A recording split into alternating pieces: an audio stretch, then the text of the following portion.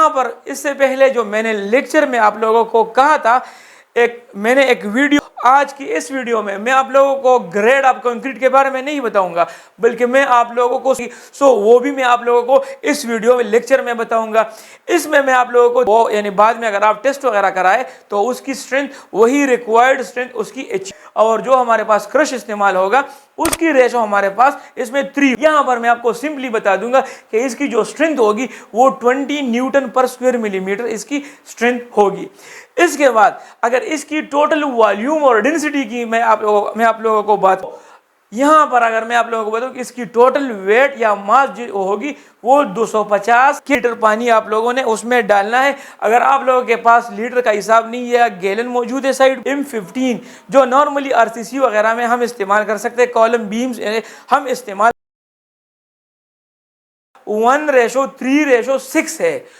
अस्सलाम वालेकुम viewers, welcome in my YouTube channel practical civil engineers. So viewers, आज हम एक इंतहाई इंपॉर्टेंट टॉपिक डिस्कस करेंगे, क्योंकि ज़्यादातर लोगों को पता नहीं होता कि हमने कंक्रीट में पानी कितना डालना है।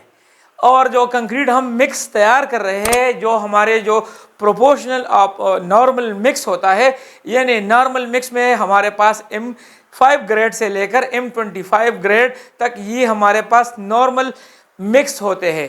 सो यहाँ पर इससे पहले जो मैंने लेक्चर में आप लोगों को कहा था, मैंने एक वीडियो, एक कंप्लीट कंप्रिहेंडेड वीडियो मैंने बनाई हुई है, ग्रेड ऑफ कंक्रीट पे मैंने बनाई है। उसमें मैंने सब कुछ कवर किया हुआ है जो आप लोगों को बहुत फ़ायदा देगा।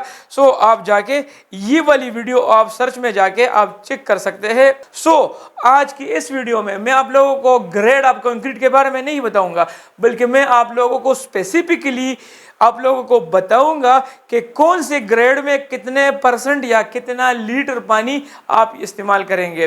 क्योंकि ज़्यादातर लोगों को पता नहीं होता कि हमने 1 2 4 जो हम कंक्रीट बना रहे हैं, मीन मतलब M15 ग्रेड हम जो कंक्रीट बना रहे हैं उसमें हमें कितना पानी डालना है, या हमने 1 1.5 3 जो हमारा मिक्स होता है यानी M20 ग्रेड हम अगर कंक्रीट बना रहे हैं तो उसमें हमारे पास क्वांटिटी ऑफ वाटर हम किस तरह वो डिसाइड करेंगे।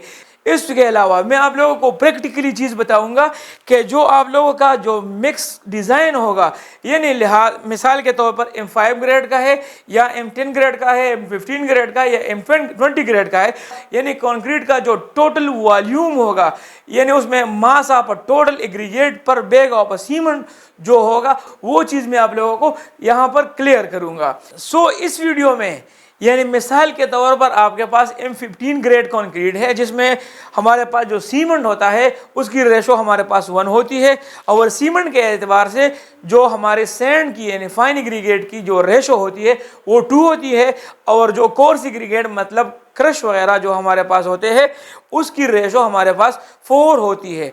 सो इन सब को मिला के हमारे पास जितना वॉल्यूम बनता है, और उस वॉल्यूम का यानी मिसाल अकॉर्डिंग टू वेट अगर हम इसकी जो पैमाइश करें तो बेचिंग बाई वेट अगर हम करें तो इसकी टोटल वेट हमारे पास कितनी आएगी, सो वो भी मैं आप लोगों को इस वीडियो में लेक्चर में बताऊंगा।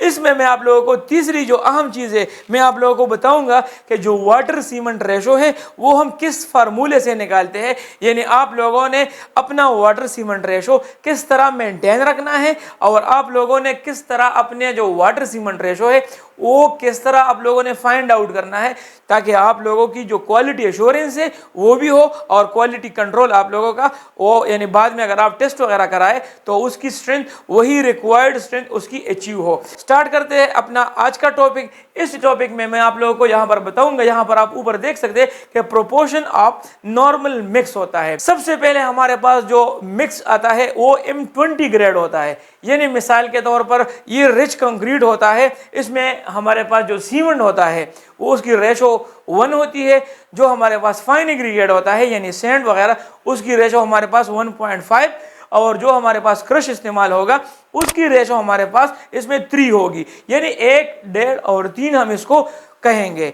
इसकी जो स्ट्रेंथ होती है वो मैंने आपको ग्रेड ऑफ कंक्रीट वाले लेक्चर में सब कुछ बताया हुआ है। यहाँ पर मैं आपको सिंपली बता दूंगा कि इसकी जो स्ट्रेंथ होगी वो 20 न्यूटन पर स्क्वायर मिलीमीटर इसकी स्ट्रेंथ होगी। इसके बाद अगर इसकी टोटल वॉल्यूम और डेंसिटी की मैं आप लोगों को बात कहूँ, यानी इसकी जो total mass of the total, यानी जो हमने बेच तैयार किया हुआ है, इसकी टोटल वेट यानी मास कितनी होगी। यहाँ पर अगर मैं आप लोगों को बताऊं कि इसकी टोटल वेट या मास जो होगी वो 250 kg। जो नॉर्मल मिक्स में M20 ग्रेड वाला है 1.3, उसमें हमारे पास जो टोटल पानी आपको डालना चाहिए जो स्टैंडर्ड होगा, तो वो आप लोगों के पास 30 लीटर पानी आप लोगों ने उसमें डालना है। 30 लीटर पानी आप लोगों ने उसमें डालना है। अगर आप लोगों के पास लीटर का हिसाब नहीं है, गैलन मौजूद है साइड पे, तो गैलन भी आप कर सकते हैं। इस 30 को आप लोग 3.7 यहाँ पर इस तरह आप कर सकते हैं कि 3.785 पे आप डिवाइड करके आपके पास टोटल नंबर ऑफ गैलन इससे आ जाएंगे। इसके बाद जो हमारे पास नॉर्मल मिक्स है M15, जो नॉर्मली RCC वगैरह में हम इस्तेमाल कर सकते हैं, कॉलम बीम्स हम इस्तेमाल करते हैं, उसकी जो रेशो है 1:4 यानी 1:2 यानी 1:2:4 है। इसकी जो टोटल मास होगी वो 330 यानी 330 kg इसकी टोटल वेट होगी। और इसमें इस यानी M15 में यानी M15 ग्रेड में हम 32 लीटर ऑफ वाटर हम इसमें डालेंगे, तो तब हमारी जो स्टैंडर्ड वाटर सीमेंट रेशो है वही मेंटेन हम रख सकेंगे। इसके बाद हमारे पास तीसरे नंबर पर जो आ रहा है, यहाँ पर आप देख सकते हैं 1:3:6 है। 1:3:6 से क्या मतलब, यानी इसमें भी सीमेंट और सैंड का जो रेशो होगा वो 3 होगा, और जो क्रश का रेशो यानी कोर्स एग्रीगेट का रेशो होगा वो 6 होगा। इसके बाद जो इसकी टोटल मास होगी वो 488 kg होगी, और इसमें जो हम पानी डालेंगे यानी 1:3:6 में, सादा अल्फाजों में अगर मैं आप लोगों को बता दूं कि 1:3:6 में हम 34 लीटर पानी डालेंगे। इसके साथ साथ M7.5 की हम बात करें, यानी 1/4 जो हम लीन कंक्रीट वगैरह में हम डालते हैं, हार्डकोर वगैरह जब हम फर्शों के नीचे करते हैं उसमें भी हम 1/4 वगैरह इस्तेमाल करते हैं। तो आप लोगों को ये ध्यान होना चाहिए कि हमने 1/4 कंक्रीट में 45 लीटर पानी हमने इस्तेमाल करना है, इससे ज़्यादा हरगिज़ ज़्यादा नहीं करना, क्योंकि ये जो वैल्यूज़ मैं आप लोगों को बता रहा हूँ ये फाइनल है, यानी ये मैक्सिमम आपका जो वाटर रिक्वायर्ड होता है वही मैं आप लोगों को बता रहा हूँ। इससे आप कम रख सकते हैं 1 लीटर 2, लेकिन इससे ज़्यादा आप लोगों ने हरगिज़ वो ज़्यादा पानी नहीं डालना।